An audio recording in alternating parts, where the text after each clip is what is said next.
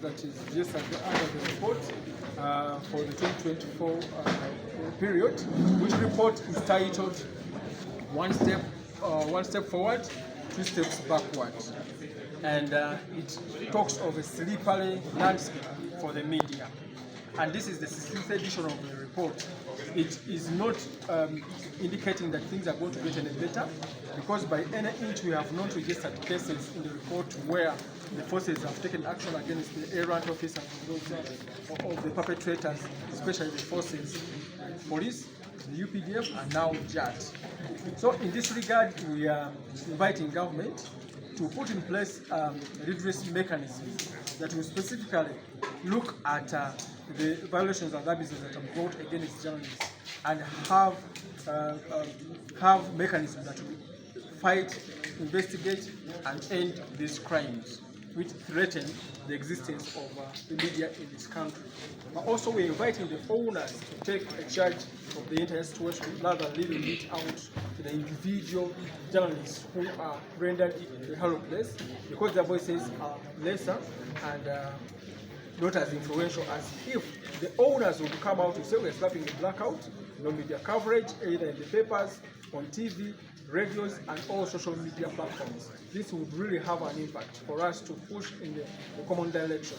We think we have made enough calls to the owners, but they are so reluctant. So maybe this time they are going to be provoked well enough to come out and shape up together with the journalists to fight back.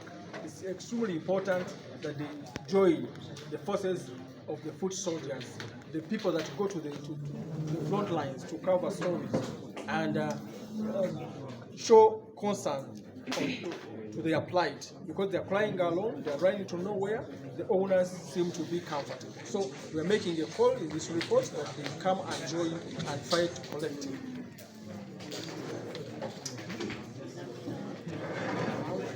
Independent Media Rights Commission, which is mandated to monitor violations against journalists and investigate all the complaints and violations occasioned by the state actors.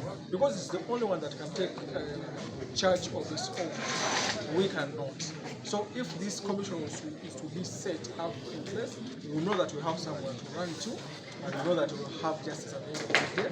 We'll have a neutral arbiter, which is that commission, where all complaints will be brought and the perpetrators are brought to task to explain. Where they are found wanting, then they will be handed sentences that we think can deter others from attacking journalists, as the case is now, where impunity has grossly been entrenched. Okay. And then in your presentation, I heard you mention that you're going to follow the payment. What's going to come after monitoring the funds?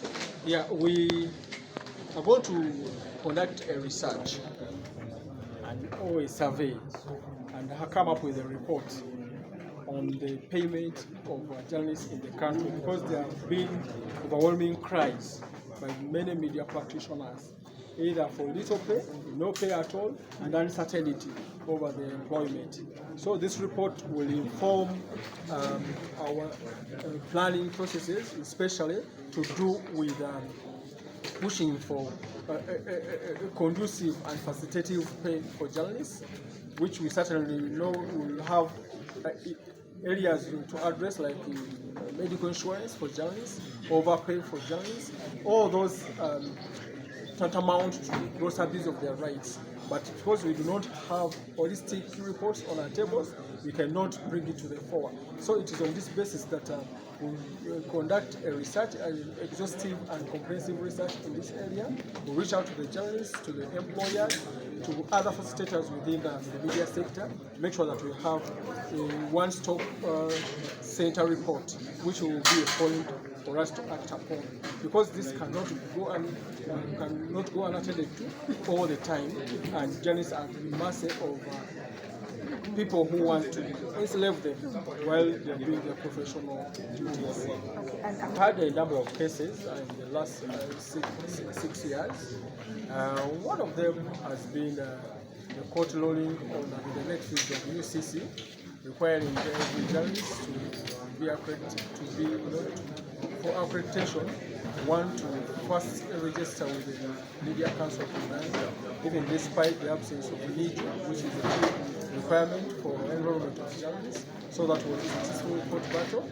But also had a matter where the security forces that attacked journalists at the UN headquarters here in Kampala were found guilty and fined 75 billion shillings to each of the petitioners.